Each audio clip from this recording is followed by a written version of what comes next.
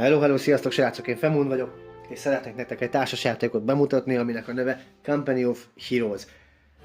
Az ikletet a számítógépes játék adta meg, ugye ellenségeket kell gyilkolászni benne, nyersanyagokat gyűjteni, ezáltal még erősebb csapatokat összeállítani, győzelmi pontokkal megnyerni a meccset, vagy éppenséggel az ellenfélnek a bázis lerombolásával. Az alapjátékban van két frakciós változat, és van 4 frakciós változat, nekem a 4 frakciós van meg, amiben szerepelnek a németek, az amerikaiak, a britek és a Szovjetunió. A németeket szeretném nektek bemutatni, ami nagyjából így néz ki. Kapunk egy csomó legénységet, nehéz tankokat, könnyű járműveket. Ezekkel kell harcolni. A táblát látjátok, hogy már föl lett állítva úgy nagyjából. Vannak épületeink, vannak foglalópontok, ugye megfelelő színnel jelölve, ugye, hogy mi mit jelent, és ikonok is vannak ugye a kis színes háromszögben. Így nem lehet összetéveszteni, hogy igazából mi lehet az. Na de szedjük is össze a tartozékokat, amik egyetlen egy frakcióhoz tartoznak. Tehát először is kapunk egy tálca egységet tankokkal, legénységgel. Valamint kapunk a színnek megfelelő hozzátartozó kockákat, ezekkel tudunk majd mozgást végrehajtani, erről majd kicsit később beszélek. Kapunk 3 darab épület táblát, ugye 3 szinten van megjelölve, 1-es, 2-es és ugye 3-as. Ezeken mindenfajta egységek láthatóak, különböző színű életjellel ellátva. Valamint kapunk egy gyönyörű szép frakciótáblát is. Itt tudjuk a nyersanyagokat a felső részen begyűjteni, az alsó részen meg elkölteni. Ez ami kell nekünk. Na de menjünk is tovább. Egy kicsit beszéljünk azt mondja az épületekről, amit az előbb mutattam. Minden épület soron ugye 3 különböző egységet lehet vásárolni. A szív ikonban a zöld jelölés minden esetben gyalogságot jelent, a sárga minden esetben könnyű járművet jelent, a piros minden esetben nehéz tankot jelent, van még ezen kívül lila, ami a németeknél nem szerepel, ugyanis az csak a briteknél van, és az annyit tud, hogy ez egy előre telepített egység, ami nem mozdul sohasem. Tehát igazából ennyi. Vannak különböző ikonok rajta, ezekről majd egy picikét majd később majd beszélek. Az első épületet megkapjuk ingyen, tehát ezt tudjuk használni.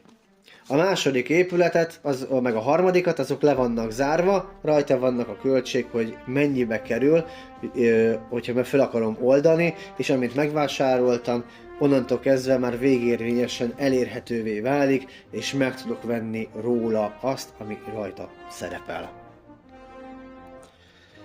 Egy kis jelmagyarázat. Egy egységet, mikor meg akarunk vásárolni, ugye van rajta egy életerő. A gyalogsági egységeknél annyi darab egységet helyezünk fel a tálcára, mondjuk ez egyre kevesebb lett, ahány darab szám van a szív mezőben, tehát 4 darab egység. Ez ennyi élettel rendelkezik, amikor kap egy sebzést, akkor ugye mindig annyi ilyen legénységet kell eltávolítani a tálcáról, ahány darab sebzést bekapott az adott egység. A második ikon az a lőtávolságot jelzi, a harmadik az attack, az, hogy mivel támad, a negyedik az változik, attól függ, hogy milyen egységgel is mozgok éppen, vagy éppen harcolni akarok. Jelen esetben a grenadír javítási bónusz kap a megfelelő fázisban, és akkor ott meg tudja egy élettel tudja gyógyítani a szomszédos mezőn lévő saját harckocsiját, vagy éppen a csapattárs harckocsiját. Az utolsó pedig ebben a sorban ugye a költséget jelenti, hogy mennyibe kerül az egység. Az alsó mezők, nagyjából lehet látni, ugye a költés az egyforma, ez a kivétel ennél a táblánál, de mondjuk itt lehet látni, hogy mindenhol bal oldalt egy ilyen éremben elhelyezett egyes szám van, vagy van, ahol mondjuk ezen a táblán is, de van, ahol 2, valahol 3-at kell fizetni érte, ez tapasztalati pontot jelent, és akkor egy plusz fejlesztést tudok adni arra az 1 darab egységre. A jobb oldalon viszont meg lőszer elköltésével tudok valamiféle szintén fejlesztést adni az egységnek, ugye ez lehet látni, hogy ez azért ez változhat. Ezekről az ikonokról egy kicsit később majd fogok majd beszélni nektek. Na de a lényeg. Egy forduló 3 nagy fázisból áll. Áll a mozgásfázisból, valamint áll a sebzésfázisból, és végül a készletfázisból. Úgyhogy menjünk szépen sorjában. Mozgásfázis. A mozgásfázis során ugye mozgatom az egységeimet, ilyenkor nem támadnak, ugye megfelelő kockákkal, amiket az előbb már mutattam. Utána, mikor mindenki lemozogta a saját kis körében a lépéseket, onnantól kezdve ugye jön a sebzésfázis, ugye kihoztam akkor a sebzéseket, ugye mint ahogy láttátok, hogy van egy távolság, ez minden egységnél változik, tehát valaki 2-re tud ellőni, valaki akár 5 mezőre is el tud lőni. Akkor a sebzéseket kihoztam, és akkor végül ugye jön a begyűjtés, a készletfázis, ahol igazából a nyersanyagokat begyűjtöm. És akkor szeretném gyakorlatban megmutatni, hogy lépésről lépésre haladva, egy ilyen kis példa szituációkkal, hogy mi hogyan is működik, úgyhogy kezdjük a mozgásfázissal.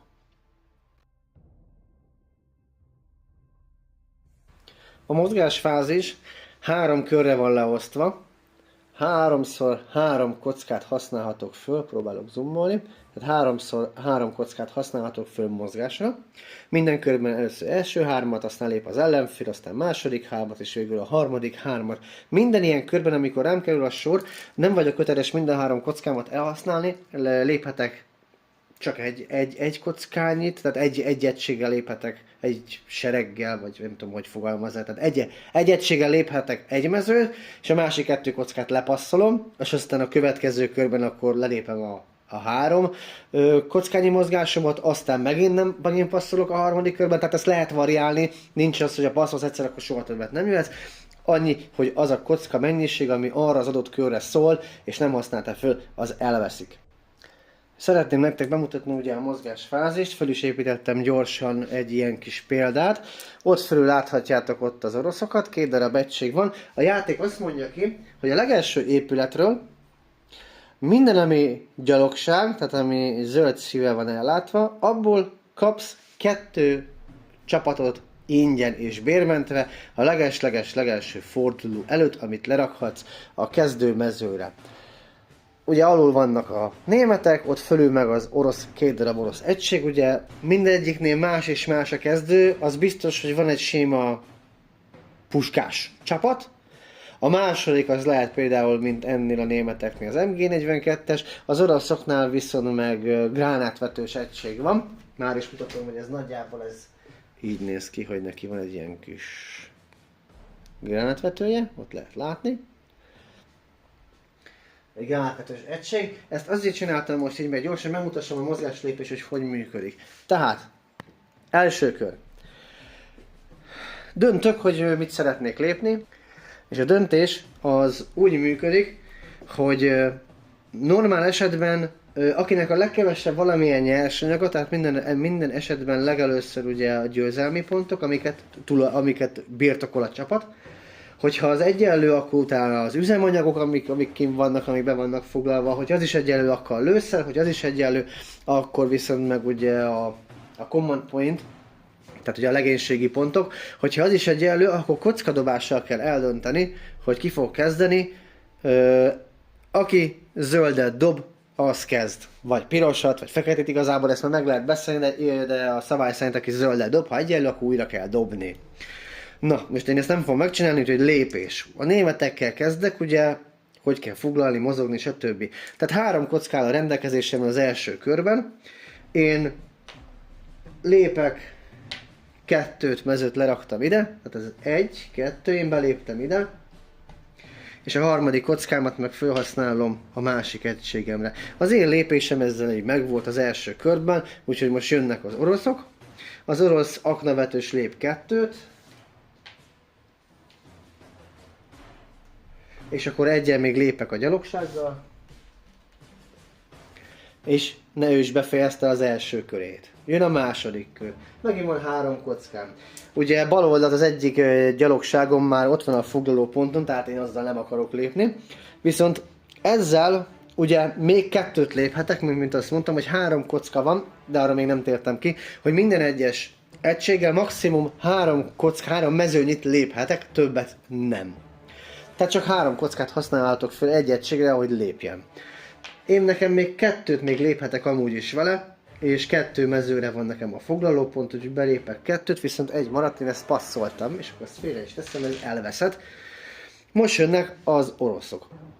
Az egyik már befoglalta, ugye itt a ház mögött lehet látni, hogy ő már ezt itt befoglalta, vagy odaállt, tehát ő vele nem akarok mozogni, és ugyanúgy szembe, ott az oroszoknál ugyanúgy 2 mezőre van egy 3 mezőre egy lőszeres foglalópont, de nem érek oda. Úgyhogy csak 3-at tudok lépni, a 3 megvan, ugye passzolok ezzel a pirossal is, és igazából ennyi. Jön a harmadik kör, a németekkel mind a 2-t befoglaltam, úgyhogy én ezzel nem akarok menni, az oroszok nem tudnak lépni, tehát akkor teljesen vége van a mozgás fázisnak.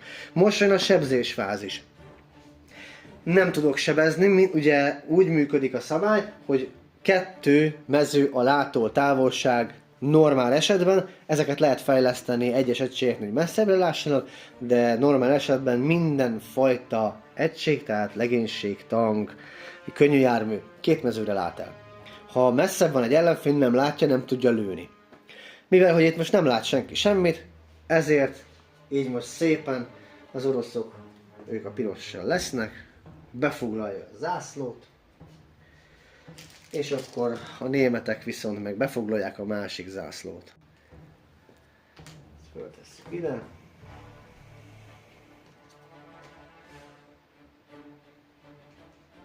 Ennyi. Mint ahogy már mondtam, hogy kapunk egy ilyen szép táblát, előre meg van határozva, hogy a bejövő nyersanyag, amikor elfoglalok pontokat, hogy ezt mindig az egyes mezőkre kell tenni, kivétel a győzelmet, mert az mindig 0. Az alsó rész, amivel kezdünk, ami van birtokunkban van lévő nyersanyag, az minden térképen változik, erre van egy térkép füzet, ami megmondja, hogy valamelyik pályán, ugye, mint ahogy itt például 3-asokon kezd minden nyersanyag, kivétel a győzelem, de valahol több lehet, valahol kevesebb, valahol mixelve van. Jelen esetben a németek befoglaltak, rossz helyre tettem, miatt még bárki szólna. Befoglaltam egy üzemanyagot, tehát itt ezt bejelölöm egyel, hogy már egyel több van, és befoglaltam egy legénységi pont, foglalópontot, úgyhogy arra is kaptam még egyet. Ezután át tudom tenni ide ugye a többletet, és akkor összeadom, hogy 3 meg 2 az így 5, a lőszer az 1 maradt, az üzemanyag meg 2-ben nőtt, a győzelmi ponton meg nem nőtt, mert azt nem foglaltam el. Vége van igazából a 3 fordulónak, meg sebezni nem tudtam, de azt mindjárt be fogom azt is mutatni, és így ez a mennyiség áll a rendelkezésemre, amit el tudok költeni újabb egységekre a meglévő épületből, vagy éppenséggel fejleszthetek új épületeket, amikben új egységeket tudok kapni.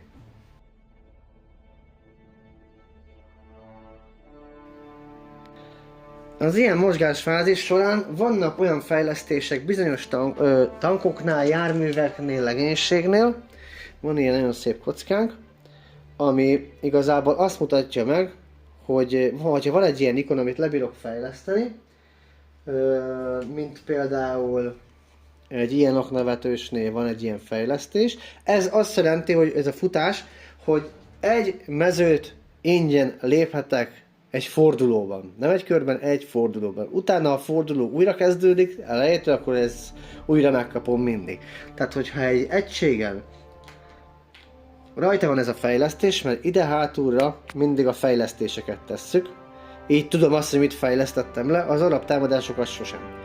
Tehát ha van rajta egy ilyen, ezt bármikor elkölthetem, mikor én úgy döntök, nem vagyok köteles a kockák előtt, vagy után, vagy közben elkölteni, akkor költöm el, amikor én jónak látom. Ez lehet az, hogy csak azzal lépek egy mezőt az ingyen lépéssel, és utána nem teszek rá több kockát, tehát ezt is meg lehet csinálni. Ugyanígy működik a látásfejlesztés, az pedig egy ilyen kocka jelöli. Itt lehet látni, hogy van egy látás. Ezzel egy mezővel messzebb látok el, tehát messzebbre tudom észlelni az ellenfelet.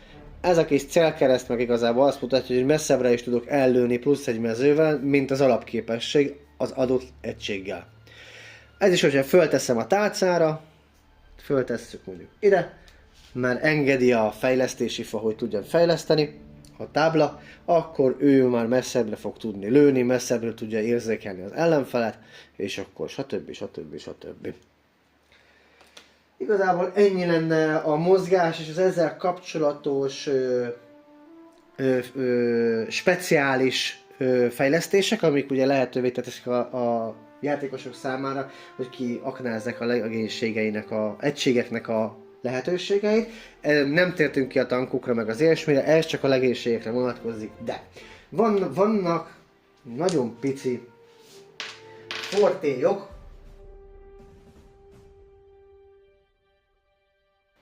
mint például a támadásnál aknavetős, vagy tankelhárító, még ilyenünk is van.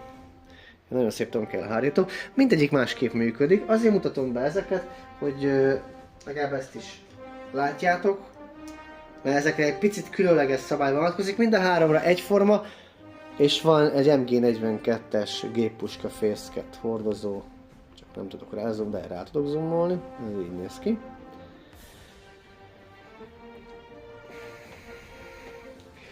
Na, és akkor mutatom el, hogy ez hogy működik.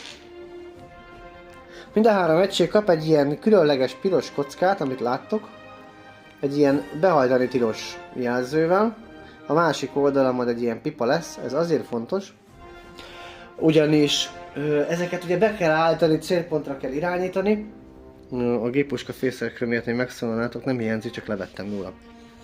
Tehát ezzel azt jelzem, hogy föl van állítva a maga az adott fegyver, tehát a gránátvető, a géppuska fészek, vagy éppenséggel a tankerhárító löveg, hogy föl van állítva, célra van tartva, ugye nyilván a gránátvetős kivételével ugye a géppuska fészkes MG42-es meg a tankerhárító az csak arra tud lőni, amerre néz, tehát hátrafelé nem.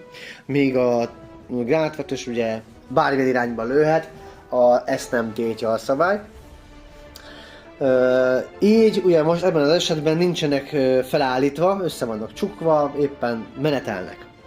De a felállításért ahhoz, hogy én fel tudjam állítani, kezdem a legkönnyebben, aztán a másik kettőre kitérek, ahhoz, hogy én fel tudjam állítani a gránátvetősömet, tehát hogy támadásra készen áll, ahhoz egy mozgáskockát el kell költenem.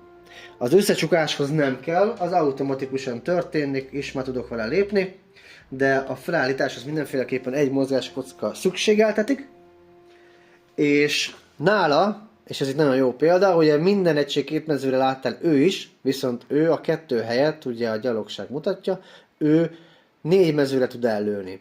A legelső mező azért ilyen halvány szürke, mert az egy szomszédos mezőt jelöl, ahova nem tud lőni. Annyira közel van, hogy egyszerűen nem tudja eltalálni az ellenfél, tehát a legközelebbi ellenfél 2 mezőre kell, hogy legyen, hogy legalább meg tudja próbálni eltalálni.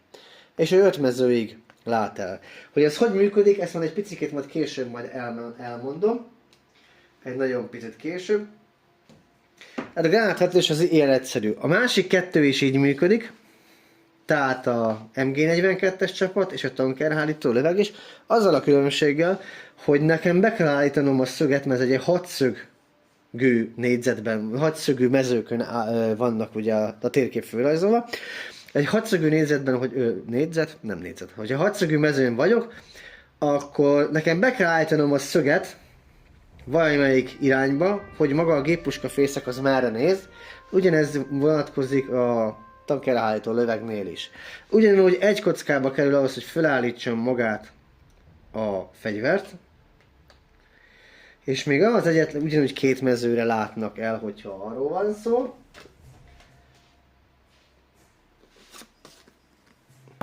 Az MG42-es 2 mezőre tud ellőni, de fejleszthető egy plusz egy észlelési távolsággal, meg egy lövés távolsággal, tehát ugye akkor már 3-3 mező lesz. A tankerhárító ütővel pont nincs a németeknek, ez csak egy példa akar lenni. De ő egy 3-szög alakban tud lőni, ami azt jelenti, hogy a vele szembelévő és a 2 szomszédos mező, az az ő látótere, tehát ez, meg ez, és a saját mezejétől számítva, tehát még plusz 2 mezőt lát el normál esetben, tehát 1, 2, 1, 2 és 1, 2. Tehát egy ilyen sugarú körben, ha bárki bejön, akkor ő az már tudja támadni. Az MG42-es csapatnál van egy ilyen különleges ikon, ez a pind, ez a, mikor a földhöz szögezik az ember, ami így néz ki. Ilyen háromszög jelölése van.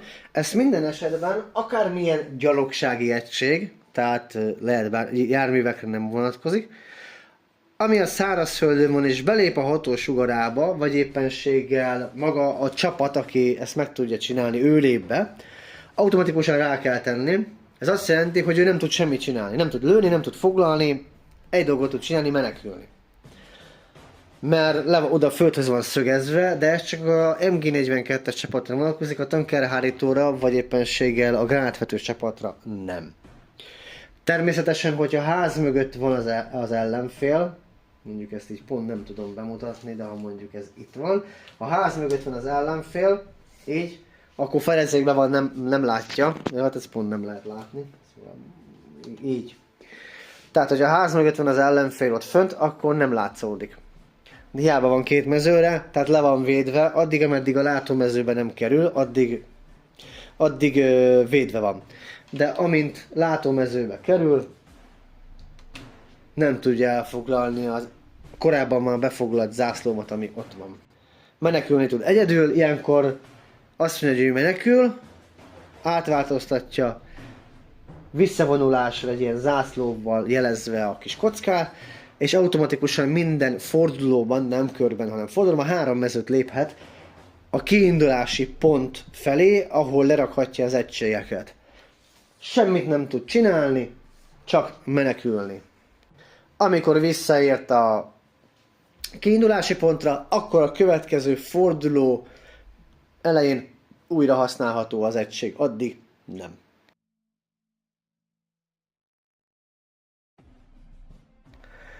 Különleges dolgok vannak a járműveknél is. A jármű is kaphat egy ugyanilyen, ő automatikusan kap egy ilyen extra mozgás akciót, ami ugye ingyen van. Ez könnyű járművekre vonatkozik. Van egy-két olyan nehéz tank, ami szintén kaphat fejlesztés által, de inkább a könnyű járművekre jellemző az, hogy ők tudnak egyet ingyen lépni. Nekik a lépés tök mindegy, ő ugyanúgy 3 vagy 4 tud lépni a plusz extra lépéssel, és vannak olyan járművek, amiken, hogyha egy ilyen félkör sárga ikon van, akkor ő tud foglalni, már pedig úgy, hogy neki nem kötelességet túlélni a harcfázist, tehát hogyha ő úgy fejezi be a körét, hogy itt pirosan van így, és ő a harcban egy legénység, vagy egy csapat elpusztítja őt, akkor is befoglaltnak kell tekinteni, és át kell cserélni a zászlót. A tankoknál egy nagyon picit eltér a mozgás, ugyanúgy 3 kockát lehet maximum felhasználni ugye a tankokra, viszont 3 fajta nehéz tankot különböztetünk meg, vannak a normál nehéz tankok, vannak a lassok és vannak a nagyon lassok. Normál nehéz tanknál úgy működik a mozgás, hogy a tankok csak egyenes irányban mozoghatnak, tehát így nem lehet. Tehát egyenes irányban mozoghatnak, valamint egy plusz 45 fokos forgást ugye engedélyez a játék, ami annyit tesz, hogy én egyenesen lépek egyet, és eldönthetem, hogy balra akarok 45 fokot, vagy jobbra akarok 45 fokot. Ugyanez működik hátrafelé is, hogy balra, vagy jobbra, tehát így nem lehet megfordulni, csak 45 fokot lehet. Vagy először fordulok, és aztán megyek, tehát ezt engedélyezi a játék. Ezt meg lehet csinálni ugye összesen 3-szor. Hogyha egy olyan egységet kapok, aminek olyan tankot, ami egy ilyen lassú mező van följelölve, tehát ez így néz ki, tehát egy slow, ez van rátéve, akkor nem kapok forgást ingyen, azért is fizetnem kell, ami annyit jelent, hogy én egyet fizetek, hogy forogtam, és még egyet fizetek, hogy megyek. Hogyha egy olyan tankot kapok, amin dupla lassú jelző van, azzal összesen egy kockányit mozoghatok. Ez lehet forgás, vagy lehet mozgás. Minden esetben fizetni kell érte, tehát vagy megyek egyet, vagy ha nincs még kockám, akkor egyet fordulhatok. És igazából ennyi az arra adott körre, azért mert annyira lassú a jármű.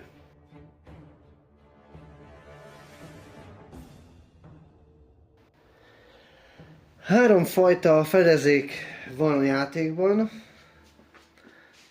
Az első, a könnyű fedezék, a sárga ilyen nyila, csíkkal van megjelölve, ez ilyen citromsárga csík, remélem egész jól látható. Az annyit akar, hogy plusz egy védelmet ad a bejövő sebzések ellen. Nem többet, nem kevesebbet. Egyet, ez minden fordulóban, minden harcfázisban így van. De csak abból az irányból, amilyen irány, tehát ugye a támadás mindig egy adott mező közepétől egy másik adott mező közepéig tart. Tehát abban az esetben érvényes, hogyha ezt a vonalat, ezt a célzó vonalat, ahonnan jön a lövés és becsapódna a lövés, közötte keresztbe ugye egy ilyen színes csík jelöl, tehát fölfogja, abban az esetben van védelem. Hogyha az egység mondjuk itt lenne, mivel hogy itt vagy itt mellette, itt nincsen már szín, ezért ott nem jár neki védelem. Tehát csak ebben az esetben, és mindig az a sárga jelzés egy darab védelmet biztosít neki. A második védelmi forma az a nehéz fedezék, azt ilyen zöld vonal jelöl, és ez a különbség ugye a könnyű fedezék között, ugye, hogy plusz egy védelmet biztosít, tehát összesen 2 védelmet ad a bejövő sebzések ellen. Tehát ugye azért is látszik, hogy itt ugye zöld mező van, és ugye ebből az irányból jön a lövés, tehát ő 2 darab védelmi kockával védekezhet a bejövő sebzés ellen. Még mivel itt sárga van, ezért a szovjet csapat csak 1 darab védelmi kockával tud védekezni a bejövő sebzések ellen. A harmadik védelmi forma az épület. Mozgásfázis során be lehet lépni az épületbe, 1 darab milyen mozgáskockába kerül, viszont a szabály annyit mond, hogy abban a fordulóban, amikor én belépek az épületbe, ugyanabban a fordulóban nem léphetek ki. Tehát meg kell várnom egy teljes fordulót ahhoz, hogy a következő mozgásfázis során én kiléphessek bármikor, amikor szeretnék. Amikor belépek egy épületbe, kapok ugyanúgy 2 védelmi kockát, viszont ez az épület elpusztíthatónak minősül, tehát vannak bizonyos támadási formák, amikkel hiába véd meg engem az épület rongálódik, az alapesetben 4 életet kap, ez így jelölik, és hogyha egy olyan fajta sebzés éri az épületet, ami ellen nem immunis, akkor azt ugyanúgy azt a sebzést mindenfajta védelem felhasználása nélkül azt automatikusan le kell venni az épületről. Hogyha az egység túl is éli egy támadást, de az épület nem, és az épület összeomlik, megszűnik a 2 védelem, tehát egy lerombolt épületnek minősül, és onnantól kezdve 1 darab védelem jár érte csak, és ez a jobbik eset. A rosszabbik eset az, hogy minden egység, ami az épületben van, az elpusztul azonnal, tehát az nem fogja túlélni. Még akkor sem, hogyha ő kivédte az adott támadást. Az épületben egy olyan szabály van, hogy minden gyalogsági egység beléphet az épületbe, 2 kivételével, az egyik a gránátvetős egység, tehát ő nem léphet be az épületbe, valamint a tankelhárítós egység sem léphet be az épületbe. Ezen kívül az MG42-es csapat bármikor beléphet az épületbe, rá ugyanúgy vonatkozik az a szabály, hogy a megfelelő szöget be kell állítani, az, hogy ahova felszerelik a géppuskát, és hogy milyen irányba lőjön. A látótávolság nem fog változni, csak a fejlesztéssel, valamint a sima legénys gyalogság tud még belépni. Igazából ennyi szabály van pluszban az épülettel kapcsolatban.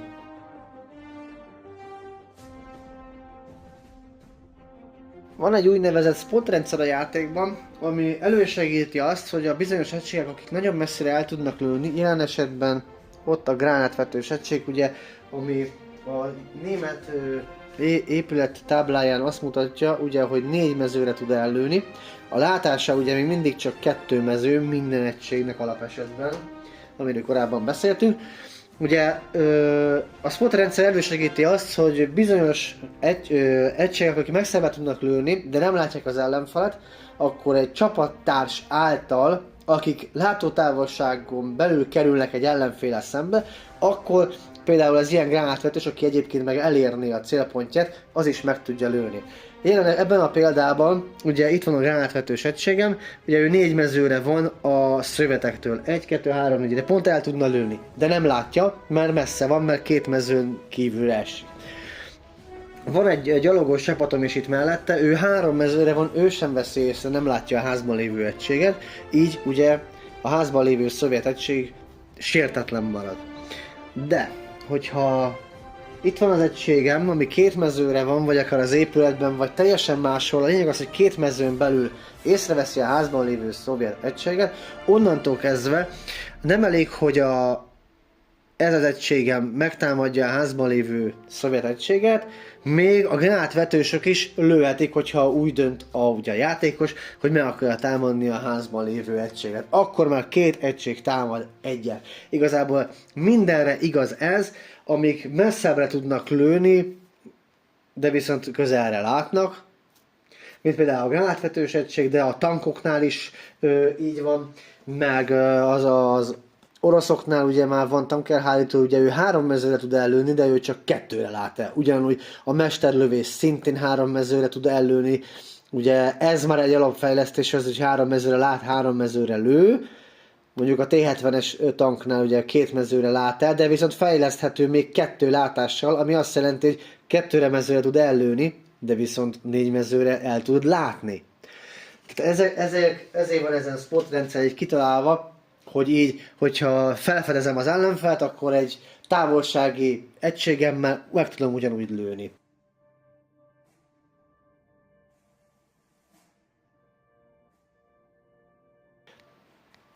Vannak egyéb módosítók is a játékban, mint például ez az álcázás, amit itt láttok. Vagy álcázás, vagy az úgynevezett füst.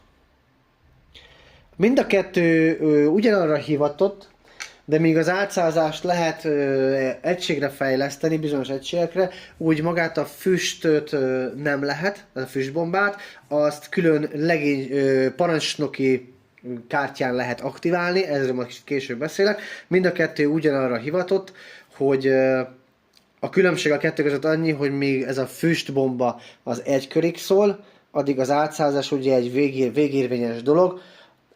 A füsttel kapcsolatban az a mező abban a harcfázisban láthatatlanságot biztosít, tehát senki nem fog látni senkit azon a mezőn, hiába van látótávolságon belül, olyan, mintha ott sem lenne.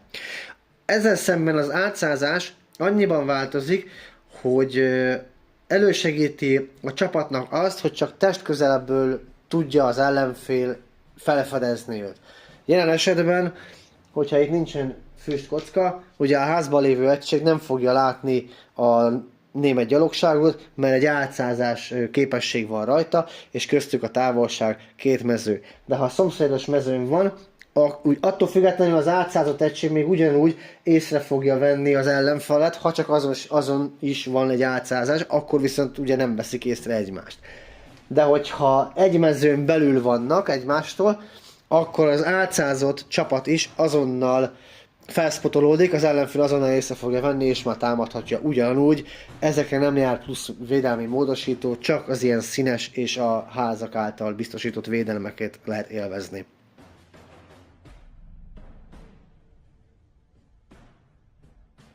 Most, hogy megvagyunk a mozgásfázissal és a vele járó módosítókkal és fedezékekkel és védelmekkel, a foglalással, és ugye az ezzel hozzájárul ugye a táblán lévő kis adminisztratív munkával, térjünk át a következő fázisra, a sebzés fázisra.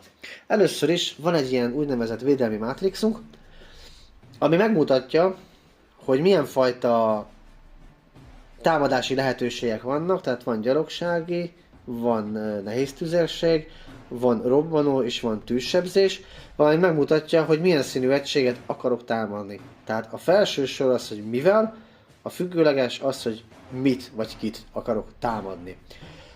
Van a 3 fajta ikon, pontosabban 4 fajta ikont lehet látni, mert ez ugye szürkés, nem tudom mennyire veszi ki a kamera, ugye az csillaggal is meg van jelölve, tehát ugye az másfajta.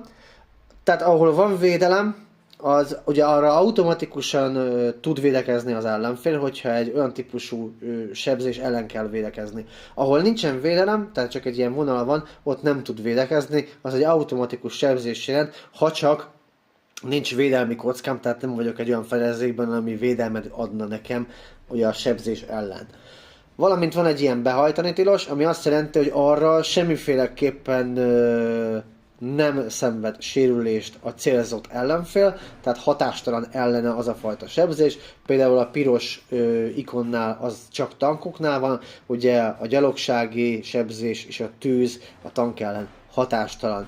Ugye a lila, az ugye előre telepített egység, ami nem mozog, az csak a gyalogság ellen hatástalan, a ház, meg ugye a gyalogság és a nehéz tüzérséggel szembe a sebzés ugye kibírja védeni, vég a robbanás meg a tűz ellen védtelen fog maradni. Nézzük meg egy példatámadást, védelemmel ellátva, azért mert ugye a sima gyalogság, mint ahogy azt már láttuk korábban, ugye a gyalogság ugye gyalogsággal támad, és ugye az ellen ugye normál esetben a védelmi mátrix is azt megmutatta, hogy nincs védelme, tehát hogyha egy olyan sebzést akarok kiosztani, hogy gyalogság támad gyalogságot, minden esetben ugye ki kell osztani először a sebzéseket, hogy mivel kit vagy mit akarok támadni. Tehát jelen esetben ez az orosz egység egy ilyen támadás kockával megtámadja a német egységet, és ugyanez fordítva is igaz. Lehelyeztem a kockákat, igyentől kezdve megvan a támadás, nincs más egység, amivel bármelyiket is akarnám támadni, tehát nem teszek le több kockát. A kettő között ugye az a különbség, míg a szovjetek ugye ház miatt 2 védelemmel ellátott előnyben részesülnek, úgy a német egység csak 1 darab védelemmel vannak ellátva. Innentől kezdve, amikor megvan a sebzés, kiosztás, akkor most dobni kell a kockákkal.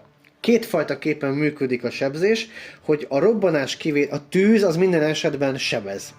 Kivétel ugye a tank, ugye már azt láttuk. A tűzre nincs védelem, hiába vagyok házban, az fix sebzést jelent. Ahány darab tűzikon, annyi darab tűzsebzést szenvedek el.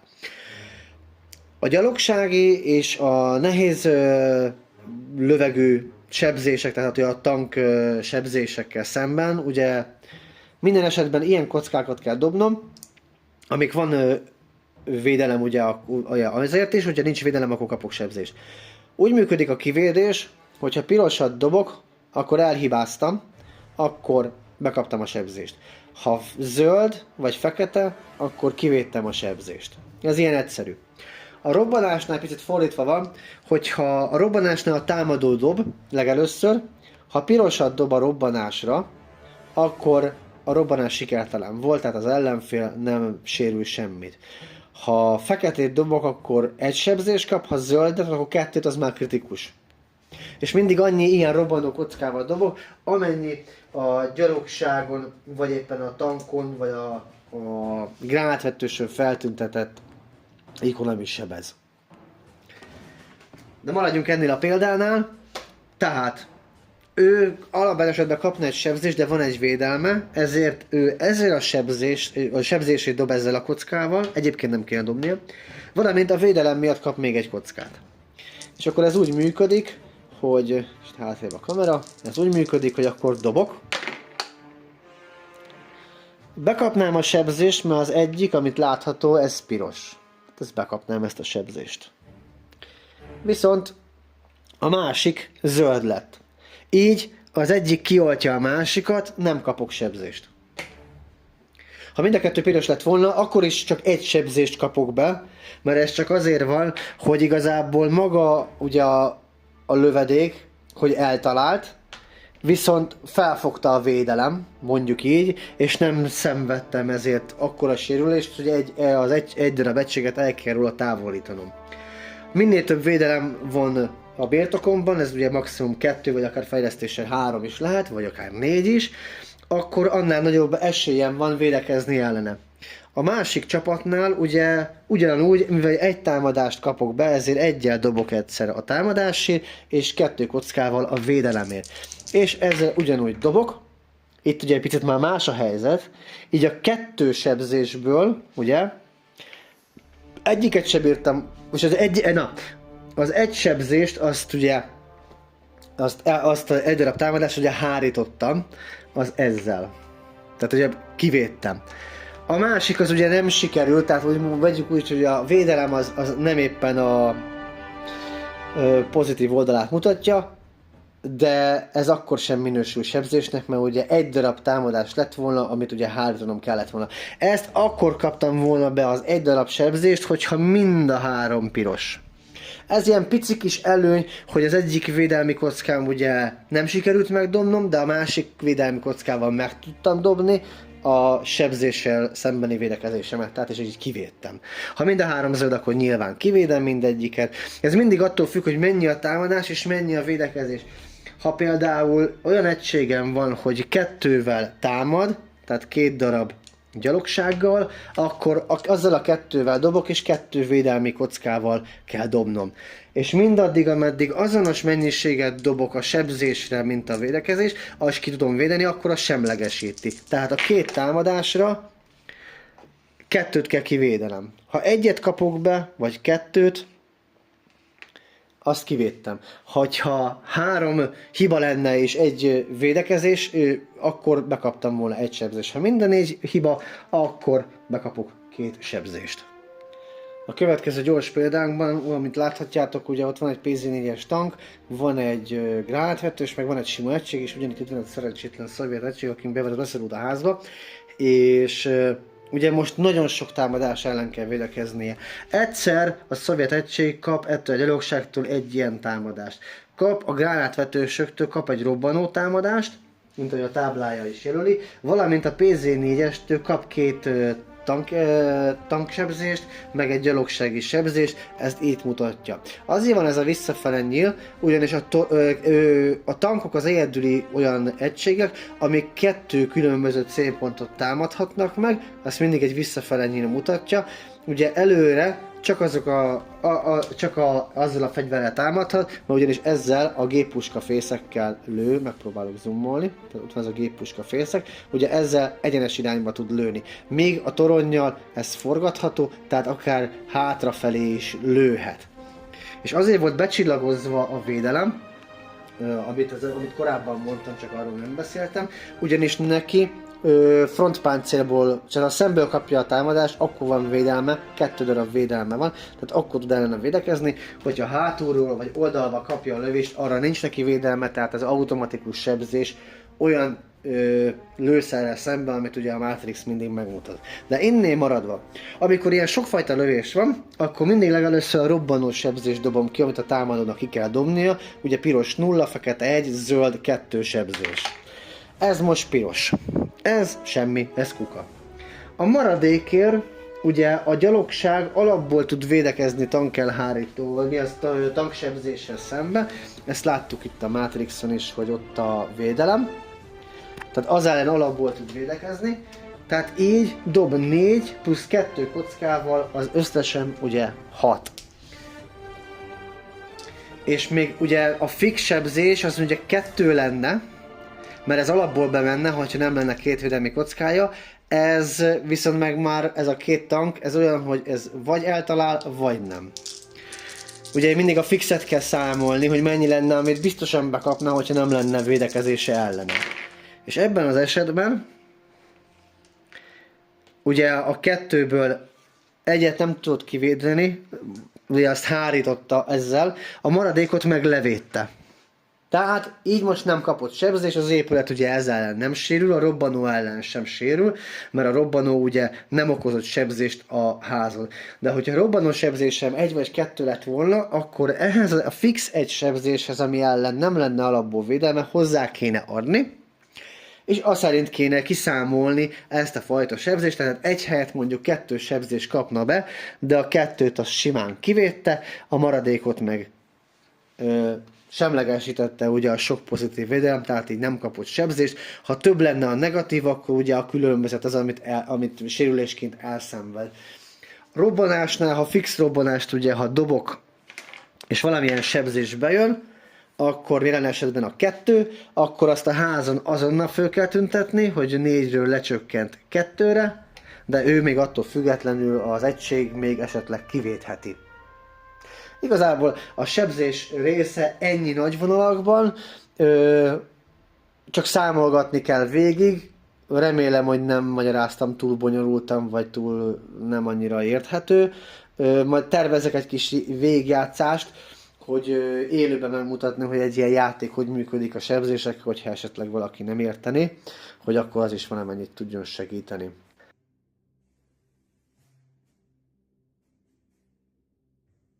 És az utolsó fázis, a begyűjtés fázis, a készlet fázis, ami ugye annyit akar, hogyha egy egységem egy foglalópontnál túlér egy csatát, akkor én azt a foglalópontot a birtokomba vehetem, ráteszem a megfelelő színű zászlót, tehát most olyan esetben ilyen szép kéket tettem rá.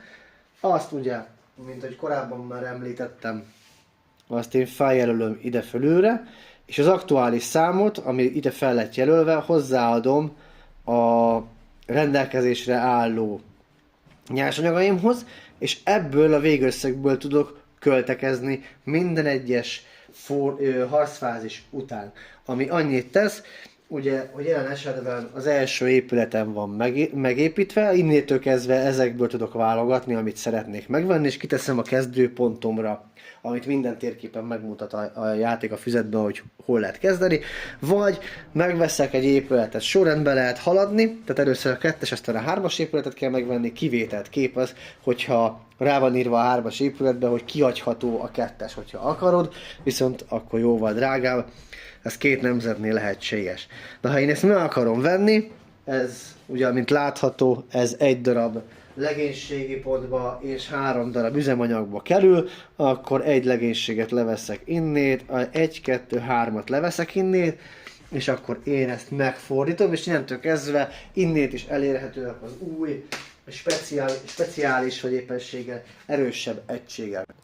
És amíg mindig maradt még nyersanyagom, akkor ugye innét még mindig költhetek bármennyit, ameddig ez az alsó rész el nem fogy. Ez mindig akkor változik a felső, hogyha egy foglalópontot éppenséggel elveszítek, vagy megszerzek egy másikat. Egyébként ez mindig így marad. Ugyanez vonatkozik ugye a győzelmi pontokra, és amikor megszerzek egy győzelmi pontot felhelyezem, és akkor az minden körben ad 1-et, 2-t, vagy 3-at, vagy akár 4-et is adhat. A játék leírja, hogy hány darab győzelmi pontnál lehet nyerni, van ilyen rövid játék, közepes vagy éppen hosszú játék, és akkor annyival több győzelmi pontot kell gyűjtögetni. A fejlesztések az teljesen így működnek, látszik, ugye minden, hogy meg lehet venni, ugye milyen egységeket kapunk hozzá, milyen plusz extra fejlesztés lehet még rátenni, ugye mindegyiknél lehet látni, azért mindegyik más, ugye ezek a szovjetek, de akár vannak, ugye lehet látni, hogy azért itt van eltérés a 2 2-es épület között, hogy teljesen másfajta egységeket adnak. Nem mondanám, hogy az egyik erősebb, vagy éppen gyengébb a másiknál, ki van balanszolva.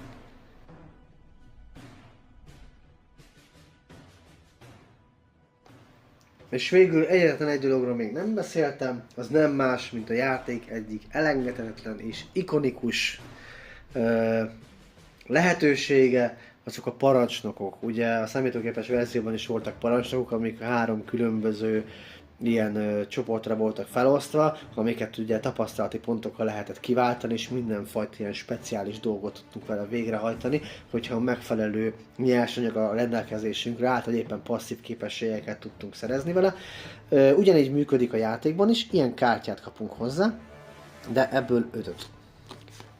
5 különbözőt, amit lehet látni. Ezek csak a németek, tehát ugye itt azért az oroszok is más, amerikaiak is más, meg a britek is teljesen mások, tehát 5 darab kártyát kapunk, ez be van specializálódva egy bizonyos taktikára, amit az ember kiválaszt, bármikor a játék folyamán, amikor csak akar. De ha egyszer ráköltesz fejlesztést, hogy feloldod a tapasztalati pontokkal, onnantól kezdve nem lehet megváltoztatni. A bal felső sarokban mutatja egy szám, hogy mennyi tapasztalati pontba kerül. Onnantól kezdve, hogy ezt kiváltottad, fogod a kis tábládat, mikor szereztél tapasztalati pontot, ide fölhelyezed, és szépen föntről lefelé, hogy a kifizeted a költségét, behelyezed, hogy az első szint a parancsnokból fel van oldva. Onnantól kezdve elérhető, és leírja, hogy mi az, amit tud. Utána megváltad bármikor a másikat, aztán a harmadikat, végül a negyediket, ahol természetesen költség van, az minden alkalommal meg kell vásárolni, a játék leírja pontosan, hogy mikor tudod megvásárolni, és mire tudod használni, vagy éppenséggel a passzív képessége az, hogy mi az, amit aktiválsz vele. Na de hogy lehet szerezni tapasztalati pontot? Nagyon egyszerű, a játék biztosít minden játékos számára a harcfázis során a leges-legelső sebzés, amit ki tudod osztani, legyen az bármilyen ellenfél, tehát tank, gyalogság, könnyűjármű, vagy éppen előre telepített egység. A leges-legelső sebzés, amit tisztán elszenved az ellenfél, azért jár egy tapasztalati pont. Valamint minden egyes elpusztított egység után. Tehát nem egy ember, hanem kompletten ez az egész, hogyha ez elpusztul, tehát megölöd őket, akkor azért is kapsz egy tapasztalati pontot, és ez végtelen, tehát hogyha akár 10-szer tudsz megölni egy harcfázis során egységeket, akkor 10 tapasztalati pontot kapsz, plusz egyet a legelső sebzés miatt, tehát összesen az 11. És ez így ilyenkor mindig erre a kis táblára ide fel kell helyezni, és innét tudod akár ide fölkölteni, vagy éppenséggel, amit korábban mutattam nektek, hogy itt a gyalogságnál, ugye itt elkölteni a fejlesztést rá, vagy járműveknél fejlesztés, akár a tankoknál fejlesztés, ezeket mind rá lehet költeni. A tankoknak is van külön tálcájuk, életerővel meg kell őket ugyanúgy jelölni, ugye a szívben benne van egy szám, annyi életereje van, ezt kockákkal kell jelölni, valamint itt fönt tudod a fejlesztéseket még rajta jelölni. Ezekhez van egy ilyen csomó fehér kocka, amit láttatok, és igazából minden lényeges információ rendelkezésre áll a játékhoz.